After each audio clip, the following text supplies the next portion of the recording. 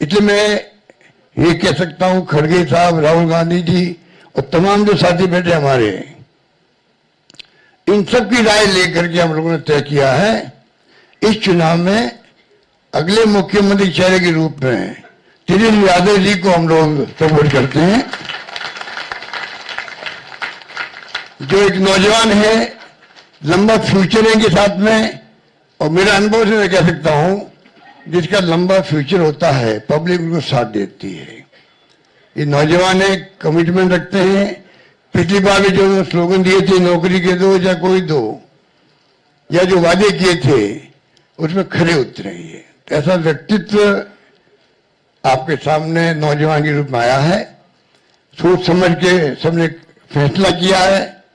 ये नेता के रूप में उत्तरंग मैदान में राहुल गांधी जी ने मिलकर जो यात्रा करी थी, बड़ा इम्पैक्ट है। आने वाले वक्त में इनके अलावा राहुल जी भी आएंगे और नेता आएंगे, प्रियंका जी भी आएगी, सब नेता आएंगे।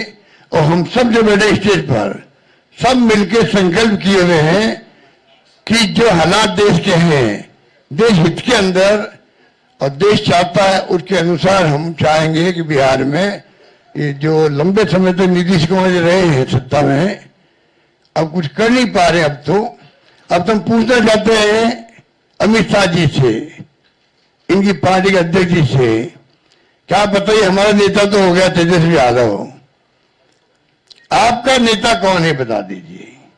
इससे काम नहीं चलेगा कि नीतीश कुमार के नेतृत्व में चुनाव लड़ा जाएगा। अगला मुख्यमंत्री का उम्मीदवार आपका कौन है, ये उनको बताना पड़ेगा। ये हमारी मांग है। और मांग क्यों है? इसलिए है, आपने देखा महाराष्ट्र के अंदर जो शिंदे थे, वो मुख्यमंत्री तत्कालीन, इन नेताओं ने कहा शिंदे के लीडरशिप में चुनाव लड़ा जाएगा। मैसेज दिया गया ये मुख्यमंत्री बनेंगे, और बाद में मुख्यमंत्री बना दिया और किसी को। यही बात लागू या हो रही है। अमित शाह जी आए, कहते चले गए, हम चुनाव के बाद में तय करेंगे मुख्यमंत्री कौन बनेगा हमारा, पर नीतीश कुमार के नेतृत्व में चुनाव लड़ा जाएगा। तो महाराष्ट्र का एग्जाम्पल सबके सामने। इसलिए मैं इतना कहना चाहूंगा कि चुनाव में हम लोगों ने सोच समझ के तेजस्वी जी को घोषित किया नेता। साथ में सबकी राय बनी है कि जो हमारे अन्य पिछड़ा वर्ग के साथी हैं, मुकेश सहनी जी, जिनको आप सब जानते हैं, मुकेश सहनी जी, जो एक संघर्ष करते हुए यहां तक पहुंचे हैं, अपनी पार्टी बनाई है, अपनी अकल होशियारी से, अपनी मेहनत से बनाई, कि जो हमारे अन्य पिछड़ा वर्ग के साथी हैं,